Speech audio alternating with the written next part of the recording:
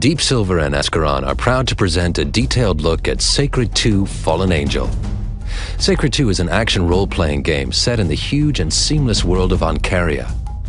You set out on a quest to save or destroy the world, depending on the character you choose. We'll start off with a high elf.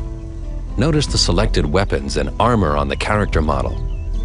Right now, our hero is in a small village in the human region of Ancaria. Let's leave the village and head towards the orc region. As you can see, the world of Sacred 2 is huge.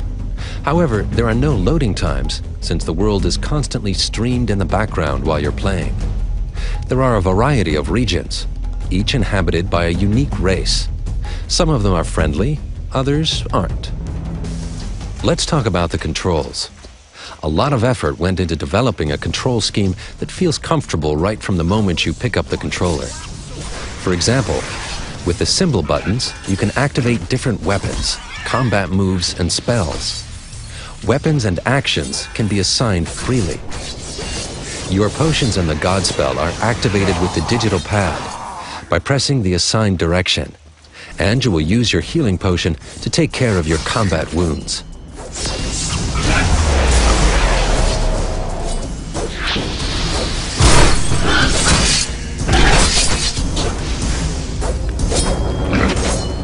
But let's take a look at some other characters. There are 6 hero classes in the game, including the High Elf.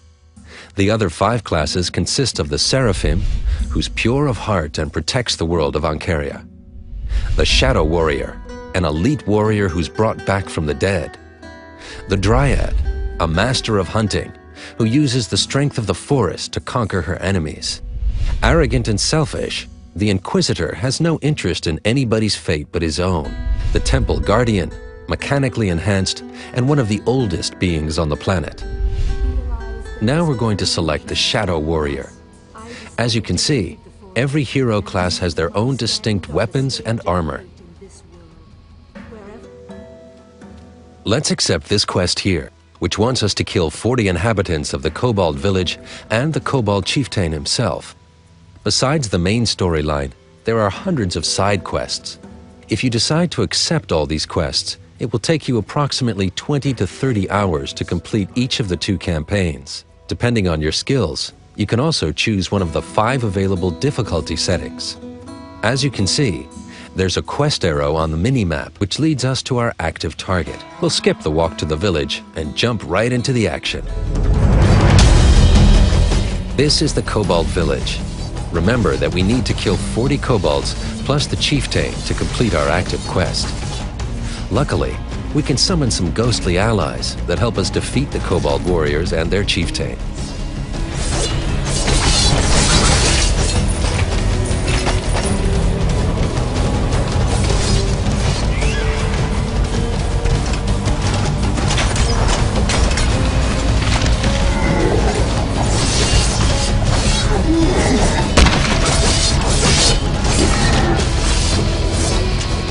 As mentioned before, the world of Ancaria is huge.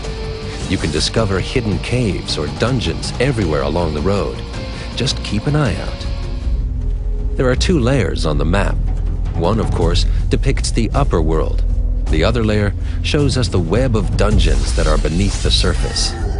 Some of them can go even further underground, expanding on multiple levels. Here we've just discovered a dungeon and head right into it. By fighting enemies, you get experience points. You can use these points to gain higher experience levels for your character and improve his attributes and skills. Vast adventures await the player in the world of Ancaria. What you just saw is only a small excerpt of this epic game. What are you going to be? Good or evil? Savior or destroyer of Ancaria? The choice is yours in Sacred 2: Fallen Angel.